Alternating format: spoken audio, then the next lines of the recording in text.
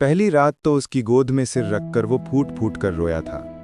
उसके आंसू गले तक बह आए थे। इस तगड़े से रौबदार नौजवान को इस प्रकार रोते देख वो सहम गई थी। उसने सुना अवश्य था कि ये उसकी दूसरी शादी है। पहली जलकर मर गई थी। दुनिया में लोग दूसरी शादी करते हैं। जो जल भून गया उसके बारे में सोचने की जहमत उसने नहीं उठाई थी। पुलिस की नौकरी है लड़के की। ससुर भी पुलिस विभाग से रिटायर हैं। अच्छी खासी पेंशन पा रहे हैं। माना कि एक 4 वर्ष का बच्चा है, कोई बात नहीं, खाता पिता पड़ा रहेगा। उसे संभालने के लिए तो सास ससुर पर्याप्त हैं। वैसे भी 30 की पक्की उम्र हो रही थी उसकी। एक तो बाप की गरीबी, दूसरे गांव की बदनामी। चुटकी भर सिंदूर के लिए तरस गया था जीवन। मान लिया था उसके माता पिता और स्वयं उसने भी कि अब उसे समझौते वाली शादी ही करनी पड़ेगी। उसने पूरे मन से अपनी स्थिति स्वीकार की थी। रह गई बात दूसरी औरत की जूठन की, तो कौन जानता है कि कौन निजुट है। वही कौन सा इसके लिए अपने को बचाकर रख सकी है। जीवन जीने के लिए समझौता तो करना ही पड़ता है। उसे जी जान से प्यार किया था मैंने। न जाने क्या हुआ जो इस प्रकार मुझे छोड़कर चली गई। वो सिसक रहा था। शांत हो जाइए, तकदीर पर किसका वश चला है। जितने दिन का संग साथ लिखाकर लाई थी, उतने दिन निभाकर चली गई। ये तो लगता है मुझे आपकी सेवा का मौका मिलना बदा था। यदि वे होती तो मैं भला क्यों आती आपके जीवन में। उसने अपनी कामदार साड़ी के आंचल से उसके आंसू पोंछे। उसकी आंखें भी भरी गागर से छलक पड़ी थीं। वो नादान बच्चे की तरह उसकी बातें स्वीकारता रहा। आप पुराना सब कुछ भूल जाइए, जैसे वो आपका पिछला जन्म हो। मुझसे जितना बन पड़ेगा आपकी सेवा करूंगी। समय सब कुछ भुला देता है। उसने दार्शनिक मुद्रा में समझाया था। मेरा एक नन्हा सा बच्चा है, देखा नहीं तुमने उसे। उसने उम्मीद भरी निगाहों से उसे देखा। देखा है, वो तो पहले ही मेरी गोद में आकर बैठ गया था। उसने बात समाप्त की थी। वो सुबह देर तक सोता रहा। उठा तो बेहद झुंझलाया हुआ। इसे डांटा, उसे डांटा, ये तोड़ा, वो पटका। माँ दौड़ दौड़ कर उसके काम करती रही। ले देकर वो ड्यूटी गया, बार बार अंदर बाहर होते होते। दूसरी रात उसने पी रखी थी। पहले घर में घनघोर तमाशा मचाया। माणिक डरकर कहीं छिप गया था। माँ थरथर कांप रही थी। बाप से कुछ कहते नहीं बन रहा था। उसे तो काटो तो खून नहीं था शरीर में। शराब पीता है, चलो कोई बात नहीं। हमारे सैदा में तो लगभग सभी पीते खाते हैं। पापा भी तो पीते हैं। वे तो ड्राइवर हैं। उनका पिए बिना कहाँ चलने वाला है। ये भी तो पुलिस में है। बहुत तनाव रहता है इनके जीवन में। सब चलेगा। उसने स्वयं को हर प्रकार के सदमे से मुक्त किया। मैं पीता नहीं, शादी के खुशी में दोस्तों ने पिला दिया। तुम नाराज तो नहीं। कमरे में वो एक अच्छे आदमी की तरह शांत था। कोई बात नहीं, हो जाता है कभी कभी। ऊपर से वो भी सामान्य लग रही थी। उसकी आंखों में वासना के डोरे उभरे जा रहे थे। सिगरेट के कस के साथ साथ वो उसके एक एक अंक की माप तौल कर रहा था। उसने अनायास उसकी साड़ी खींच दी। उसका आशय समझकर वो गहरे से मुस्कुराई। बड़ी गर्मी है, कहते हुए उसने अपने कपड़े उतारकर कुर्सी पर रख दिए। उसने शर्म से अपनी आंखें बंद कर ली थी। बाहर एकदम शांति थी। ऐसा लग रहा था जैसे सब सो गए हों। गर्मी की रात थी। 2 कमरे का क्वार्टर, सामने घेर कर आंगन बना लिया गया था। उसी में सब लोग सोते थे गर्मी की रातों में। वैसे तो कमरे में सीलिंग फैन चल रहा था, किंतु लग रहा था जैसे हवा सूरज से मिलकर आ रही हो। उसके शरीर पर जैसे चींटियां रेंगने लगी थीं। वो पास आ गया था। उसकी बाहों का घेरा सख्त हुआ। वो पलंग पर गिरा दी गई। अरे ये क्या करते हो। वो पीड़ा से चीख पड़ी थी। कुछ समझे इसके पहले ही छाती तथा जांघों के बीच कई जगह जलती सिगरेट से जल चुकी थी। जलन और अपमान की स्वाभाविक प्रतिक्रिया। उसने उसे परे धकेल दिया। मुझे धकेलती है, मादर वेश्या। कहाँ कहाँ भाड़े पर चली है, मैं नहीं जानता क्या। उसने एकदम से अपना राग बदल दिया। जलाते क्यों हो मुझे। उसने कातर दृष्टि से उसे देखा। अरे तो इसमें मेरी क्या गलती है। सबके शरीर की बनावट एक जैसी होती है क्या। वो तिल मिला उठी थी। जाओ कमरे से बाहर, मुझे तुम्हारी कोई जरूरत नहीं है। वो भयानक ढंग से चीख रहा था। उसकी आंखें सुर्ख अंगारे की तरह दहक रही थीं। मुंह से लार निकलकर चेहरे पर इधर उधर फैल रही थी। उसे तो जैसे जीवन दान मिल गया। वो तेजी से दरवाजे की ओर भागी ही थी कि बाहां पकड़कर खींच लिया उसने। खबरदार, बाहर निकली तो हमेशा के लिए बाहर। ठीक है, हमेशा के लिए जा रही हूं। उसका गला रुंध गया था।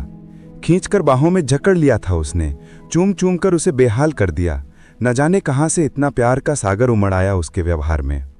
माफ़ कर देना मालती, मैंने मजाक किया था। मैं देख रहा था कि तुम कितना सह सकती हो। तुम तो मेरा उजड़ा घर बसाने आई हो, कभी मुझसे दूर मत जाना, वरना मैं तो बिना मारे मर जाऊंगा। वो जार जार रोने लगा था। मुझे माफ़ कर दो, वरना अपनी जान दे दूंगा। वो इधर उधर कुछ खोज रहा था जिससे अपना जीवन खत्म कर सके। ये रहा बिजली का बटन, इसे उखाड़ कर तार छू लेता हूँ। वो बोर्ड की ओर बढ़ा। नहीं नहीं, ऐसा मत कीजिए। मैं भला आपसे नाराज होकर कहाँ जाऊंगी? अब तो जीवन मरण आपके ही साथ है। उसने बलपूर्वक उसे अपनी तरफ खींचा। वो चीखती रही, सारे फोड़े फूट गए, देह जैसे कोलू में पेरी गई हो। अंग अंग टूट रहा था। उसके अंतर्मन में घृणा का सैलाब उमड़ रहा था। उस दिन सुबह वो बड़ा प्रसन्न था, सबसे हंस हंस कर बातें कर रहा था। वो दर्द और जलन की मारी कमरे में ही लेटी थी। किसे बताए, चेहरा किसी को दिखाने लायक नहीं बचा। चाल में लंगड़ाहट, चेहरे पर मूर्धनी। वो सुबह जल्दी उठ नहीं पाई। सास ने बुरा सा मुंह बनाया, सारा काम निपटाया। वो उसे एक प्याला चाय दे गया था। आराम करो, अम्मा सब संभाल लेगी, कहता हुआ ड्यूटी चला गया था। हर रात उसके लिए काल रात्रि थी। सिर पर सिंदूर जलता रहता था आग की तरह। मेरी तकदीर ही फूटी है। पहली ने इतने कलंक लगाए, लोगों ने जलाकर मार डालने तक का आरोप लगाया। 10 साल के बाद उसे न जाने क्या सूझी जो एक बच्चा छोड़कर जल मरी। दूसरी लाए तो ये अपने आप को न जाने क्या समझती है। औरत जात का धर्म क्या होता है किसी ने बताया नहीं है, इसे ऐसा लगता है। अरे मुंह अंधेरे उठो, घर बाहर साफ सुथरा करो, सबका भोजन बनाओ, समय बचे तो कुछ सिलाई बुनाई करो। महीना भर सहने के बाद सास ने एक दिन सुना ही दिया था, माँ मैं करना चाहती हूँ परंतु कर नहीं पाती। जरा देखो ये दाग किसके हैं, गोल गोल जले हुए। कुछ अच्छे होते हैं तो कुछ नए बन जाते हैं। ये पूरे शरीर पर हैं, इनके दर्द से मैं बेहाल रहती हूँ। नजरें झुकाए झुकाए उसने आंचल हटाकर सीने की गोलाइयों पर पड़े घाव दिखा दिए। हाय राम, ये किसके दाग हैं? लगता है कोई चर्म रोग है, परंतु ऐसे दाग तो बड़ी के शरीर पर भी दिखते थे। उसकी आंखें कुछ सोचने वाले अंदाज में सिकुड़ गईं। ये सिगरेट से जलने के घावों से बने दाग हैं। उसके स्वर से पीड़ा की गागर छलक रही थी। कैसे जल जाती हो तुम लोग? रुको, आज रोहन से कहती हूँ कमरे में सिगरेट ना पिया करें। उसने सब कुछ समझकर भी अनजान बनते हुए कहा था। उस रात उसने जरा सा संकेत भर किया था, मुझे घर के काम में माँ की मदद करनी चाहिए, ऐसे अच्छा नहीं लगता। माँ कुछ कह रही थी क्या? उसकी त्योरियां चढ़ गईं। कह रही थी तो क्या गलत कर रही थी? शादी एक ही काम का नाम नहीं, मुझे भी थोड़ी राहत चाहिए। आप आज बाहर सो जाइए। उसके स्वर में निवेदन था। वो इस प्रकार उछलकर बाहर निकला जैसे बिच्छू ने डंक मार दिया हो। मेरा जरा सा सुख तुझसे देखा नहीं जाता। तू तो सांपेन से भी ज्यादा जहरीली है। कितने दिन उसे आए हुए जो उसने तेरा पानी पिंडा नहीं किया। बकबक कर तेरा मुंह खुल गया है। इसी मुंह के कारण बड़ी जल मरी, अब फिर वही शुरू कर रही है। वो विफरे सांड की तरह आंगन में फेरा दे रहा था। वो संकोच से मरी जा रही थी। क्या सोचेगी सास? आते ही चुगली करके माँ बेटे को लड़वाने लगी। मैंने ऐसा क्या कह दिया जो इतना बिगड़ रहा है? मुझसे पूरा काम हो नहीं पाता, इसलिए थोड़ा मदद करने को कहा है। सास की आवाज एकदम धीमी थी, अपराध बोझ से दबी दबी सी। ससुर की बोलती बंद, दरवाजे के बाहर बैठ जाते हैं जाकर। तूने जन्माया, तू ही भोग अब। वो निकलकर माता चौरा वाले पेड़ के नीचे जाकर अंधेरे में छिप गई थी। इसके बाद तो उसने रोज उसे गाली मार खाते देखा। एक दिन उसने ऐसा धकेला कि जाकर नहाने के पत्थर से टकराई, सिर फूट गया। बाप बीच में आया तो वो भी गिरा धक्का खाकर। रोहन उससे लिपट गया था, उसे भी चोट लगी थी। उससे रहा न गया। उसने उसकी मरहम पट्टी करके अधिक खून बहने से रोका। दूसरे दिन ननद आकर उन्हें अपने घर ले गई। अब तो रोहन की 5 उंगलियां घी में। मारे तो सहो, जलाए तो जलो, जब जो कहे पका कर दो। अब तो मालती के लिए मरे बिहान हो गया। बहुत रोई गई। तब कहीं एक दिन के लिए मायके ले गया तो पूरे समय साथ साथ लगा रहा। ना माँ बाप को कुछ पूछने का अवसर मिला, ना उसे कुछ बताने का। चलो सास ससुर का टंटा भी टूट गया, अपने आप घर छोड़कर चले गए। बड़ी की जमी जमाई गृहस्थी, उसके सारे गहने, सब कुछ तो अपनी मालती को अनायास ही मिल गया। बहुत है भगवान का दिया, परंतु इसके शरीर पर ये गोल गोल दाग कैसे पड़ गए? वो इतनी घबराई हुई क्यों है? उनके मन में कुछ प्रश्न थे जिनका उत्तर देने वाला कोई नहीं था। ड्यूटी के दौरान शराब पीकर हुल्लड़ करने के कारण उसे सस्पेंड कर दिया गया था। अब तो बस हाजिरी देकर आओ और घर में 12 बखेड़ा करो। मेरे दिन चढ़े हैं जी, अब जरा संभल जाएं। उसने उस रात पहली बार हुलस कर उससे कुछ कहा था। दिन चढ़कर क्या होगा? हाँ, एक है, उसे संभालते नहीं बनता। कभी उसे गोद में लेकर प्यार किया, बेचारा टुआ टापर जैसे घूम रहा है। अरे ये कौन बोल रहा है? क्या ये भी अपने बच्चे के बारे में सोचता है? उसे जोरदार झटका लगा था। अभी तो आपसे ही फुर्सत नहीं है, क्या करूं क्या ना करूं? उसके मुंह से निकला ही था कि खींचकर थप्पड़ जड़ दिया उसके गाल पर उसने। उसे दर्द से बिलबिला उठी थी वो। उसके दोबारा उठे हाथ को कसकर पकड़ लिया था उसने। हाथ पकड़ती है, हट! और इसके साथ ही कसकर लात पड़ा कोख पर, जहां कोई बसेरा करने लगा था। वो दूर जाकर गिरी थी। अरे कोई बचाओ मुझे, ये शैतान मार डालेगा! वो बेतहाशा चिल्लाने लगी थी। उसकी आवाज सुनकर कोई आता इसके पहले ही उसने उसके मुंह पर हाथ रखकर उसे बंद कर दिया। अरे ये क्या करती हो? आपस की बात और है, थाने वाले आगे तो अंदर कर देंगे मुझे। फिर क्या खाएगी? क्वार्टर से निकाल देंगे, कहाँ रहेगी? बेवकूफ! वो उसकी बाहों में कसमस आई। शेष पूरी रात वो उसे भांति भांति से मनाता रहा। सवेरे वो संतुष्ट था और वो बार बार बाथरूम जाकर कपड़े बदल रही थी। उसकी कमर और पेड़ों में भयानक दर्द उठ रहा था। थोड़ी थोड़ी देर में मरणांतक पीड़ा की लहर दौड़ रही थी उसके उदर में। वो स्वयं एक कप चाय बनाकर ले आया उसके लिए। मुझे अस्पताल ले चलिए, मेरी तबीयत बहुत खराब है, वो करा रही थी। मैं ठीक कर दूं? उसकी आंखों में खेल रही शरारत का आशय समझकर वो कांप उठी। रहने दो, ठीक हो जाऊंगी। कुछ रुपए हो तो दे दो। सारे तो ले गए, अब कहाँ बचे? क्या मैं ही खा गया? जो कुछ करता हूं तुम्हारे लिए तो करता हूं। क्या सारा सुख मुझे ही मिलता है? तुम्हें कुछ नहीं मिलता मुझसे। वो सुबह सुबह फिर लड़ने पर आमादा जान पड़ा था। वेतन आधा मिलता है तो खर्चे भी कम करो ना। अरे अब ये मुझे सिखाएगी लगता है। चल ये टॉप्स दे दे, गिरवी रखूंगा, वेतन मिलने पर छुड़ा लेंगे। वो उसका सिर अपने आगे करके टॉप्स उतारने लगा। एक बात बोलूं? हाँ बोलो।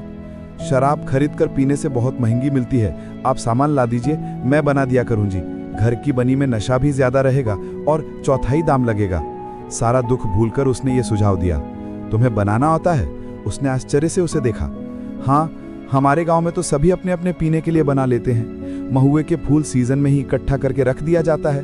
लकड़ी फाटे की कमी नहीं, बस थोड़ी सी मेहनत लगती है। बात रे, ये जो छुपा रुस्तम निकली, उसने मन ही मन कहा।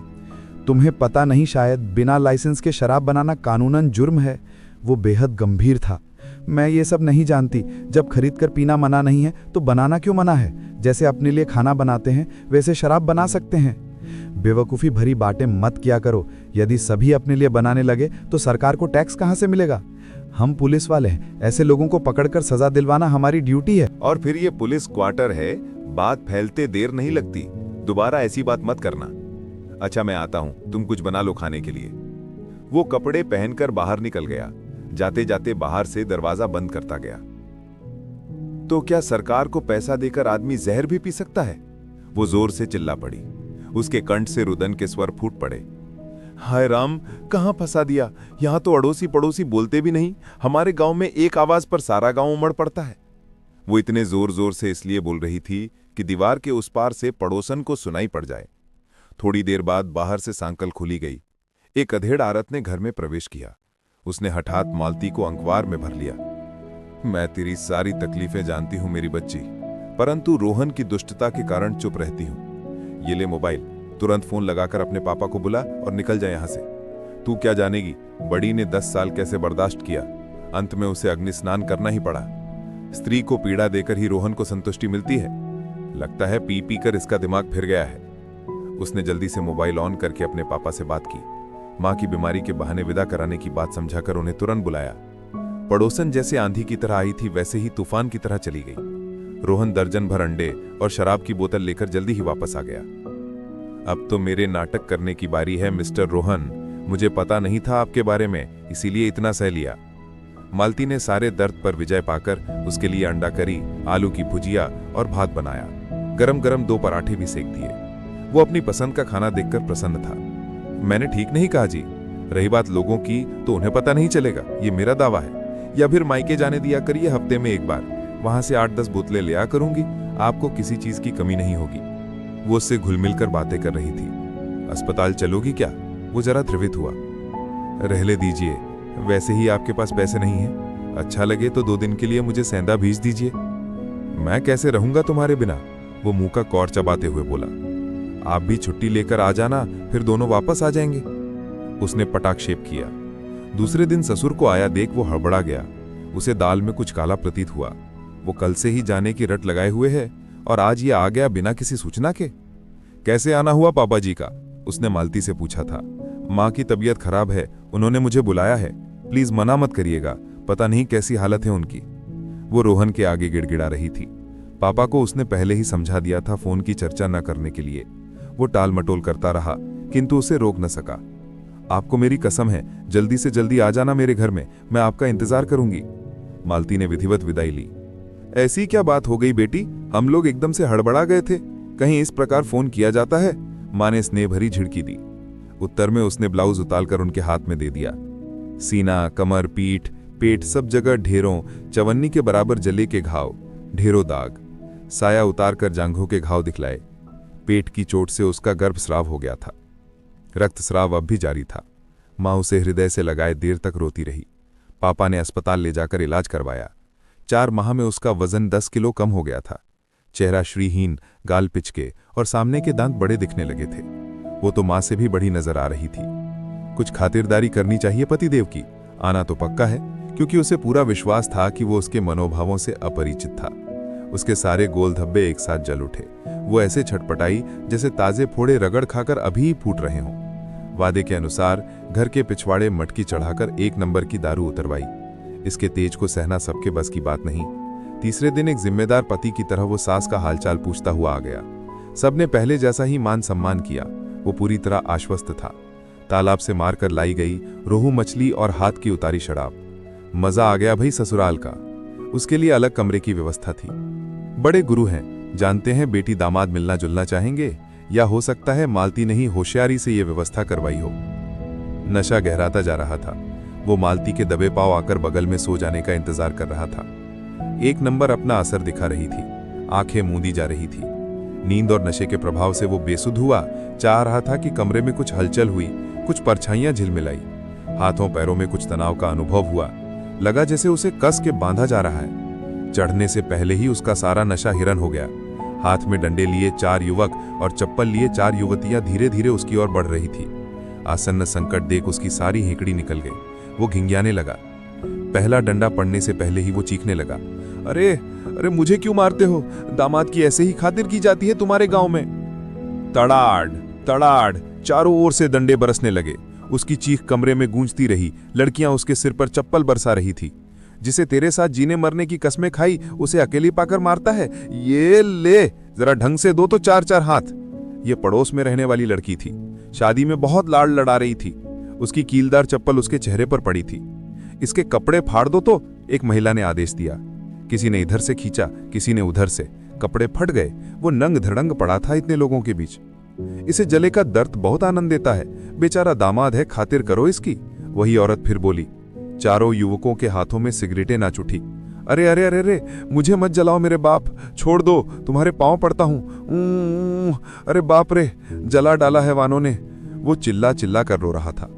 पेट, पीठ, बाहें, चेहरा सब हो गया। अभी जांघों के बीच बाकी है। एक ने निर्लिप्त भाव से कहा, नहीं बाप, तुम मुझे छोड़ दो। मालती, ओ मालती, कहाँ हो तुम? बचाओ मुझे इनसे। मैं पुलिस का जवान हूं, बात की भी सोचो जरा, दूर हटो मुझसे। वो पलंग पर बंधे बंधे कसमसा रहा था। हाँ, वो निश्वास छोड़ी। अच्छा लगा ना जीजा जी? उसने जैसे उसकी बात सुनी ही न हो। अब थोड़ा रगड़कर नमक मिर्च डाल देते हैं, पूरा आनंद ले लीजिए। वो युवक पूरी तरह संजीदगी से बोल रहा था। भगवान के लिए मुझे माफ कर दो, मैं कान पकड़ता हूं, किसी को नहीं जलाऊंगा। वो पूरी ताकत से छटपटाया। भैया बहुत हुआ, अब इसे छोड़ दो, अपनी करनी का फल भोगे जाकर। मालती दरवाजे पर हाथ जोड़े खड़ी थी।